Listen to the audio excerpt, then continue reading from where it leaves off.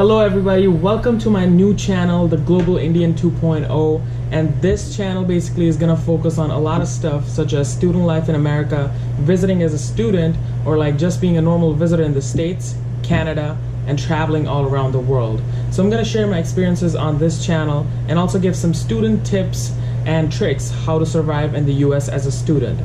So this video that I decided to make is basically about first-time visitors who come to the United States and they're looking for a place to stay.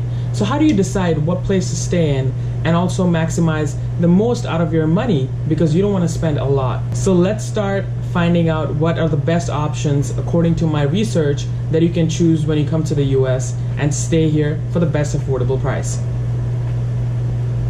Starting with the very first recommendation and my top recommendation that I give to all the students who are coming to stay, or any visitors who are staying overnight or for like a couple of days, is Airbnb. So Airbnb is a service provider that lets you book a place which is owned by your hosts or the people who actually own a house, apartment. They just want to give it out for like a couple of days or a few days to rent it out and then make some money off of it.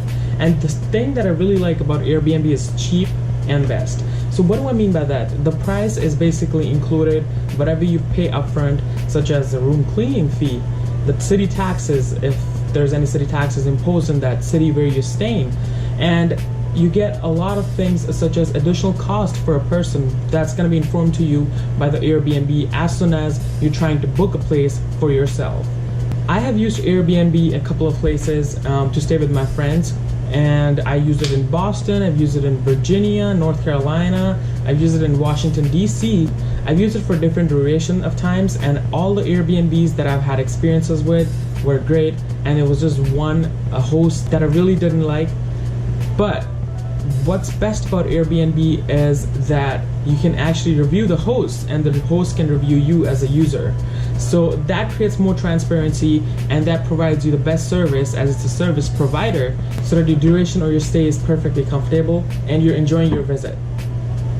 The second place or second recommendation for you if you're coming to the States or traveling anywhere in Canada as well is hotels. So hotels, you know, it's been running before, or like it's been running before Airbnbs, so they are the most traditional ways, or like also some of the most best ways to maximize the services that are provided by the hotels, because they're establishment. The best thing that I like about the hotels is their services. There's always a staff member 24/7 at the establishment. So if you need any extra blankets, just call them and then get it, or just go to the office counter and you can get it from the front desk.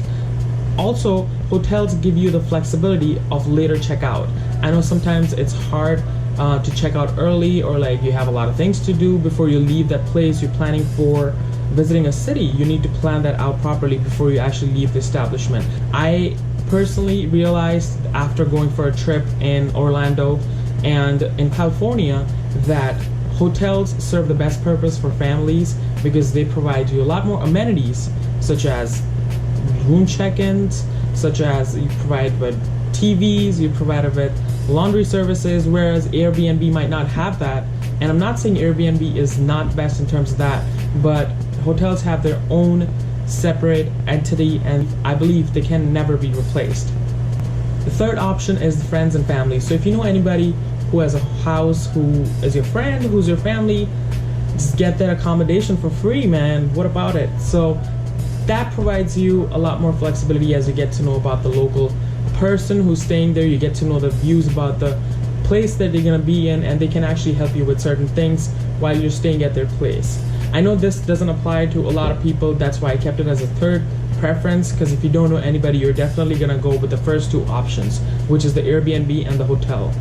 So that's about my personal experience, all the three places you can look at, three options you can look at, so that you can enjoy the most out of your visit wherever you're going, or wherever you're coming to the US or Canada as a tourist, as a student, or whichever purpose you have.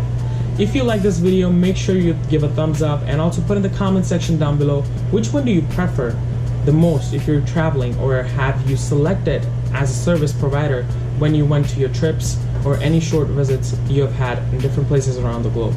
share in the comment section down below. I would definitely look for your comments and also reply to that. If you want to add on more to this video, I know there's a lot of other places that you can actually stay over. You can just put in the comment section down below so that the viewers can get to know about it, and make sure you subscribe to my channel.